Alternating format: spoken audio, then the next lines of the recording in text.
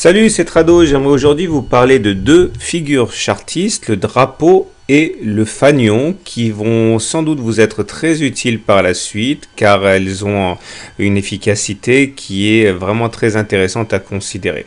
On va commencer par le fanion, qui est une figure encore une fois très répandue. On distingue le fanion baissier du fanion haussier. Dans le cadre du fanion baissier, vous allez avoir une baisse brutale qui va être suivie d'une consolidation à l'intérieur d'un petit triangle comme ça, tout en sachant que ce triangle peut être plutôt plat ou plutôt incliné vers le bas. Ça n'a pas beaucoup d'importance, même si c'est cette configuration-là que l'on retrouve le plus souvent. Et dans le cadre du fanion haussier, c'est le même principe. Vous allez avoir ici une espèce de mât et une consolidation par la suite à l'intérieur d'un petit triangle.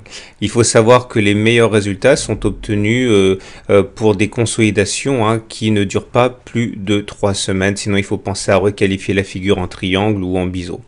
Alors, ce qui est intéressant, c'est que l'issue, très souvent, se fait dans le sens de la continuation. C'est-à-dire que lorsque vous faites un fanion, eh bien, très souvent, vous allez continuer le mouvement baissier par la suite. Inversement, lorsque les cours évoluent à l'intérieur d'un fanion haussier, vous allez avoir des cassures qui vont se faire plus souvent par le haut que par le bas, avec des statistiques vraiment très engageantes, puisque c'est ce qui se passe dans 6 à 9 cas sur 10. Alors, ce qui va faire plutôt 6 ou plutôt 9, c'est la qualité de la figure. En tout cas, au niveau de l'objectif, très souvent, on a tendance à reporter la hauteur du mât sur la base du triangle qui a servi de base pour la construction de la figure.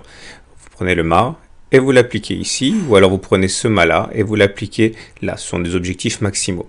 Alors, un parfait fanion sera caractérisé par de belles amplitudes amples et qui effectivement vont être complètement enfermées à l'intérieur d'un triangle. Par contre, si vous avez des oscillations qui ont tendance à déborder le cadre du triangle, ou s'il y a très peu d'oscillations, on a tendance à dire que la qualité est plutôt médiocre. Donc là, le sens de sortie ne sera déterminé que dans à peu près 6 cas sur 10. Alors voilà la variante, le drapeau, c'est la même chose, une chute brutale suivie d'une évolution dans un petit canal, ou alors une montée très brutale avec une évolution à l'intérieur d'un canal, tout en sachant qu'il y a plein de variantes. On peut avoir des obliques qui divergent, ou un triangle qui va plutôt pencher vers le bas ou vers le haut, comme le canal, etc., qui peut être horizontal ou plutôt montant ou descendant. Voilà quelques exemples. Là, j'ai pris rallye sur une unité horaire, baisse violente, petite consolidation dans un triangle ascendant, et derrière, baisse violente. Vous voyez comme les cours sont très souvent, correspondent très souvent à l'objectif du report de mât, comme je l'ai expliqué précédemment. Là, vous avez plutôt un drapeau, et pareil, vous reprenez la hauteur du mât que vous plaquez sur la base du canal.